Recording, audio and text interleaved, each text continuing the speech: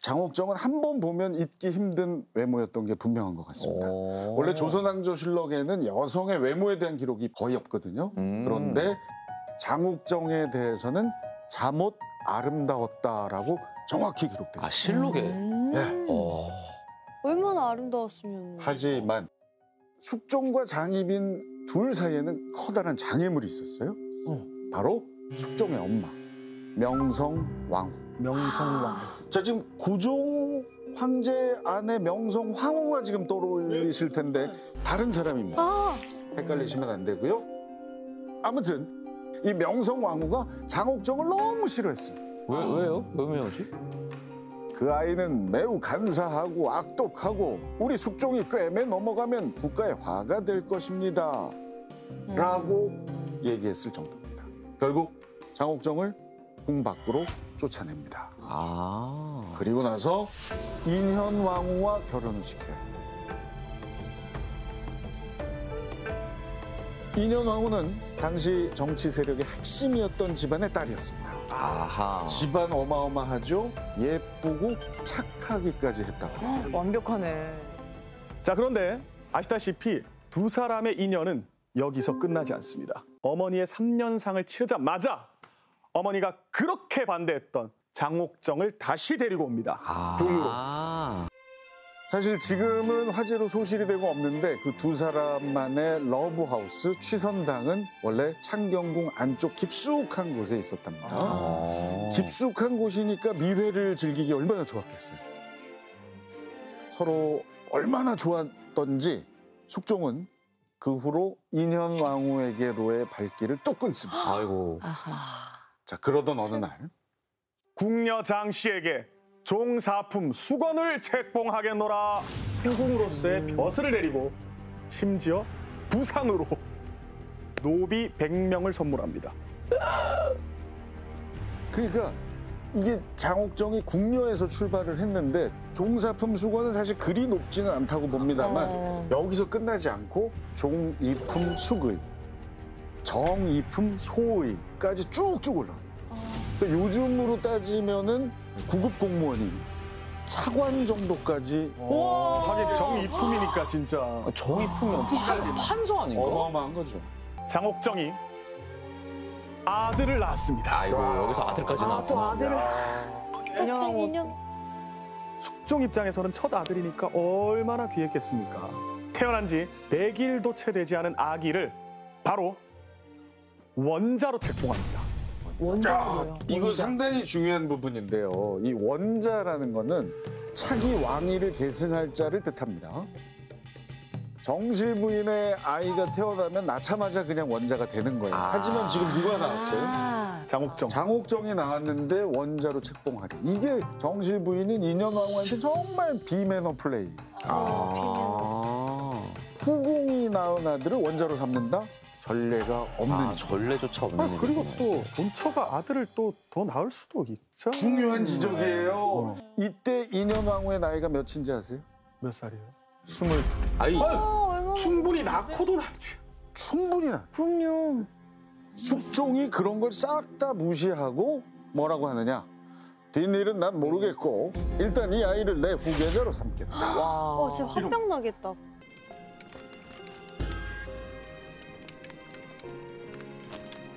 왜? 왜 저래?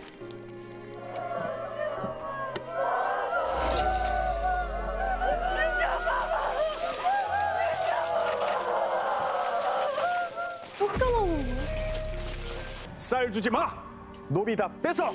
아무도 가지 말게. 내 앞에서 인현왕후 얘기를 했다가는 다들 그 자리에서 처형을 당할 것이야. 근데 뭘 잘못했어요? 이 정도면? 너무 이상해요. 어디 뭐 홀린 거 아니에요? 귀신 씌웠나? 아니 들을수록 화가 나네. 자, 그리고 인현왕후를 내쫓은 지 고작 나흘 만에 장희빈을 중전으로 세웁니다. 왜 이렇게 급해요? 중전마마 왕비가 된 거예요. 그로부터 6년 뒤 경복궁 한켠에 누군가 쿨쩍쿨쩍 흐느끼는 소리가 들립니다. 아, 지난 날들이 너무 후회된다. 너무 보고 싶다. 나의 왕비, 나의 인현왕후. 뭐야? 꺼져. 이게 무슨 일이야? 아, 왜 그래? 왜 그럴 그러노? 걸 왜 그랬어? 왜 갑자기 이렇게 태세 전환을? 정말 그렇게 매정하게 비정하게 쫓아낼 땐 언제고 이제는 다시 궁에 들어오라고 계속해서 꼬드겨요. 옷도 주고 가마도 주면서. 얼마 후 숙종은 대뜸 이렇게 명을 내립니다. 중궁전을 오늘 저녁까지 비우시오. 누구에게 얘기했을까? 지금 있는 사람은 장혜빈한테요? 장희빈한테 방빼라고 통보를 한 거예요. 뭐요? 이때가 인현왕후가 다시 궁으로 들어오기로 한 날이었습니다. 야, 이거 예측이 안 되네. 나 이야기 못 따라가겠어. 왜 이렇게 변덕쟁이인 거예요? 무슨 일? 자, 궁으로 복귀한 인현왕후는 돌아온 지 5년째의 시름시름 앓다가 그 다음 해에 사망합니다. 인현왕후가 이제 본격적으로 병을 앓았을 때를 보면은 그 오른쪽 다리 고관절 쪽이 손으로 만지기만 해도 아팠다고 해요. 그 뒤로 3주 동안 전신에 경련이 오고 뭐 옆구리 아래쪽에는 뭐 고름이 가득 찬 종기가 생겼는데 이걸 터트려도 가라앉지 않았다고 하고 아이고. 그러다가 1년 넘게 계속 구토하고 설사하고 열나고 잠도 못 자고 밥도 못 먹고 하다가 마지막엔 숨쉬기도 힘들어졌다. 이렇게 끝이 납니다. 자, 그런데 인현왕후가 죽고 2달 뒤에 이 궁궐내에 이런 소문이 돕니다. 아니 글쎄 장희빈이가 인현왕후를 질투해서 저주를 내렸대. 저주. 자, 그 이야기가 숙종에게까지 들어가는데요. 과연 숙종은 어떻게 했을까요? 제발 살려주시옵소서 전하. 아니 된다 이런데.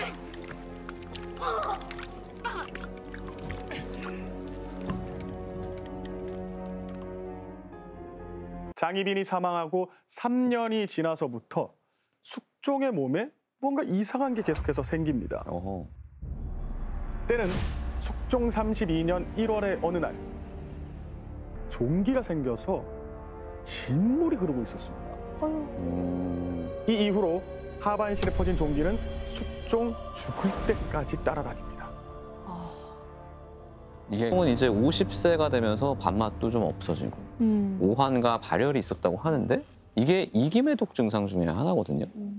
그리고 신경매독이 생기면은 이제 시력 저하가 나타난다고 했잖아요. 맞아요. 숙종도 이 증상이 생깁니다.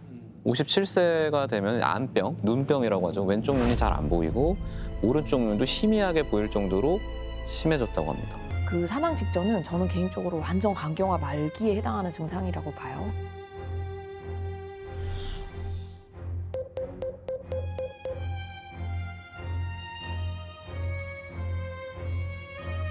숙종에게 특별히 발견됐던 걸 좀 보면 간이 안 좋으면 우리 시력 담당하는 비타민 A 대사가 조금 안 될 가능성, 그 미세 간성 뇌증이 오게 되면 사람 좀 못 알아보고 이런 게 좀 생기는 그런 게 있지 않을까 싶고. 숙종에 대해서 잘못 알려진 것들이 정말 많아요. 일단 신하들이 숙종에 대해서 평가한 내용 한번 들어보시면 놀라실 겁니다. 전하께서는 안으로 성색이 없고 밖으로 사냥을 끊으셔서 이를 밝게 익혀 청단함이 물 흐르는 듯하며 경운에 잠심하여 강론을 게을리하지 않으시니. 그러니까 이 숙종이요. 술, 음악, 여자 사냥 다 끊고 국정 운영을 정말 열심히 했고요. 공부 또한 게을리하지 않았습니다. 그러니까 사실 따져보면 여자 문제로 시끄러웠던 게 막 여러 번이 아니라 거의 딱 한 번이에요. 장희빈의 아들을 원자로 책봉했을 때. 그때 말고는 거의 없어요. 그런데 이 숙종 21년에 극심한 대기근이 찾아와요. 흉년에 전염병까지 퍼져서 백성들이 굶어서도 죽고 병들어서도 죽습니다. 오죽하면 부모가 자식을 죽이고 그 살을 먹었다는 끔찍한 기록까지 남아있던 거예요. 당시의 조선 인구의 3분의 1인 100만 명이 목숨을 잃었습니다. 자, 나라의 창고, 국고가 바닥이 난 참담한 상황, 숙종이 결단을 내립니다. 청나라에 워낙 급하니까 쌀 지원을 요청해요. 근데 신하들이 난리 난리 날 것 같은데 아니, 진짜. 어디 받을 데가 없어서 그 오랑캐 놈들한테 받느냐. 지금 호랑 끝난 지 얼마 되지도 그 삼전도 굴욕이 있었는데 근데 사실 생각 한번 해보세요. 숙종이라고 받고 싶었겠습니까? 왕인데 그치. 자존심 안 상했겠어요? 방법이 없으니까. 게다가 그동안 그렇게 화내셨던 그 불같은 성격. 맞아요. 그런데 백성들을 생각하고 꾹 참은 겁니다. 결국 청나라의 도움을 받아서 총 5만 석의 쌀을 들여. 5만 석. 근데 이렇게 얘기를 들을수록 정말 어떤 분인지 잘 모르겠는데 백성들한테는 이렇게 섬세한데 그 여인들에게는 왜 그렇게 했던 거예요? 맞아.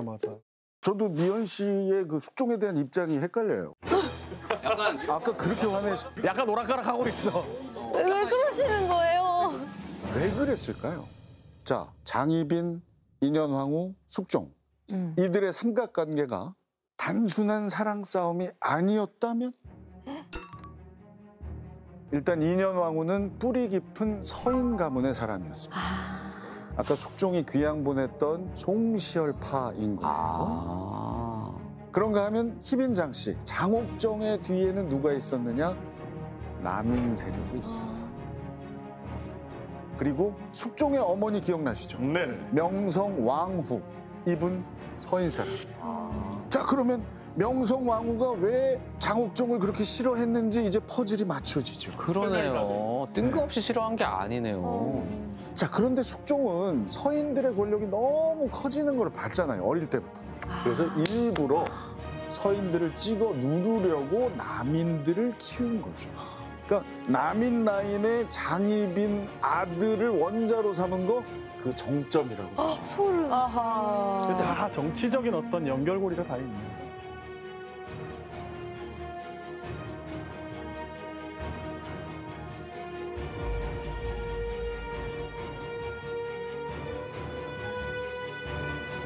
왕권에 도전하면 죽음뿐이라는 그런 걸 보여주고 싶었던 것 같아요. 자, 그러니까 숙종이 여인들만 내친 게 아니라는 겁니다. 인현왕후 내쫓을 땐 아까 어디 계열이라고요? 서인들 같이 다 몰아냈고요.